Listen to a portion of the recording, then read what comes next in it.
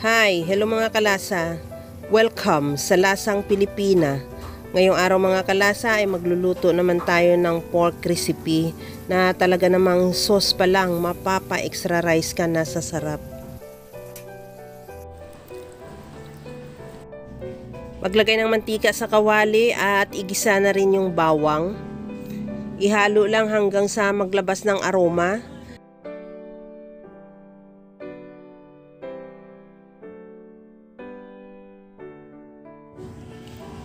Ilagay ko na rin yung sibuyas. The same process, ihalo lang din hanggang sa maluto yung sibuyas.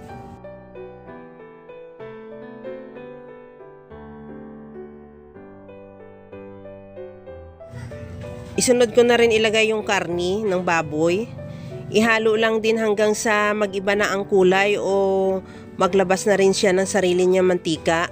Habang ginagawa ko yan mga kalasa, kung bago ka pa lang sa aking channel, welcome. At huwag kalimutan mag-subscribe at i-click ang bell button para sa mga notification. At kung dati ka pa, welcome back at i-follow mo na rin ako sa aking Facebook page Lasang Pilipina.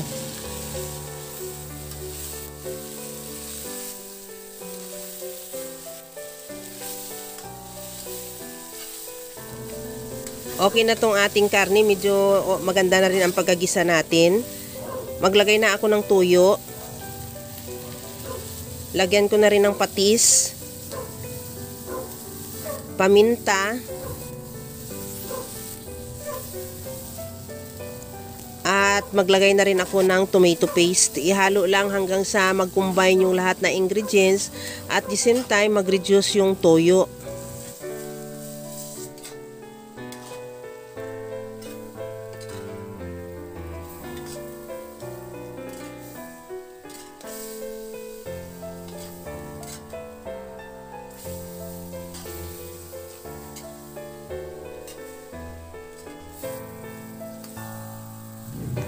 Lagyan ko na rin ng dahon ng laurel at pamintang buo.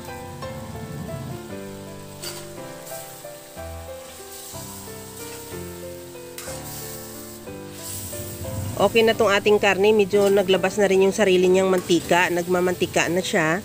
Lagyan na natin ng tubig.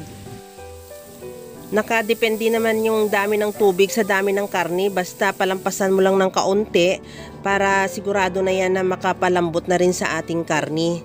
At siguraduhin mo lang din na matanggal mo yung toast na nakadikit sa kawali at takpan hanggang sa maluto yung karne at the same time maglambot na rin.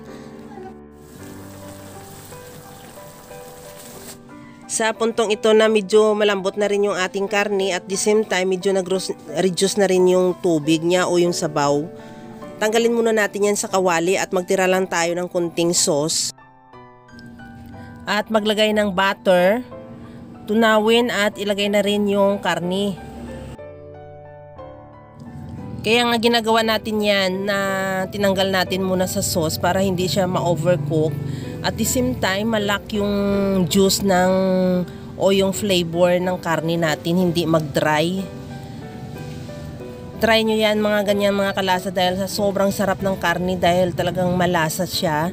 At yung sauce niya talagang makoncentrated talaga at the same time, talagang lasang-lasa mo talaga yan sa laman ng karne. Unti-unti lang natin na ibalik yung sauce niya rin pag nag-dry na ng kaunti. Kagaya niya medyo natuyo na siya. Lagyan natin ulit ng konting sauce. Ituloy lang ang paghalo hanggang sa matuyo ulit o hanggang sa maubos na lang natin lagay yung tira pang sauce.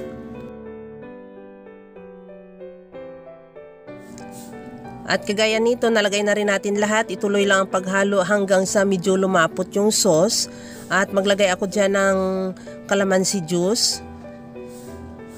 At ihalo lang din hanggang sa mag-reduce lang din yung calamansi juice o yung sauce niya. At maglagay na ako dyan ng onion rings.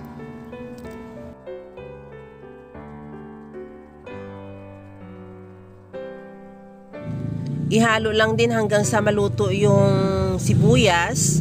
Or kung halimbawa gusto mo ng medyo mas sauce pa siya, okay na ito. Pero kung mas gusto mo yung medyo malapot yung sauce or more concentrated ang sauce niya, medyo patuyuin mo pa o ituloy mo pa ng paghalo ng kaunti. At ready to serve na yan mga kalasa. Kaya mga kalasa, kung nagustuhan mo yung ating video, please like na lang at pakishare na rin sa inyong mga friends. At kung bago ka pa lang sa aking channel, subscribe na at i-click mo na rin ang bell button para sa mga notification. Okay na tong ating pork stick. Ilipat na lang natin yan sa ating serving bowl or serving plate. At ready to serve na yan mga kalasa. Kaya alam ko kayang-kaya mo rin tong gawin dahil sa sobrang simple at napakadali niya lang lutuin. Kagaya lang lagi sa sinasabi ko na wala namang hindi marunong magluto basta sa simpleng paraan lang. Tikman na natin. Napakalambot ng karni niya at napakalinamnam. Kaya gawa ka na rin mga kalasa.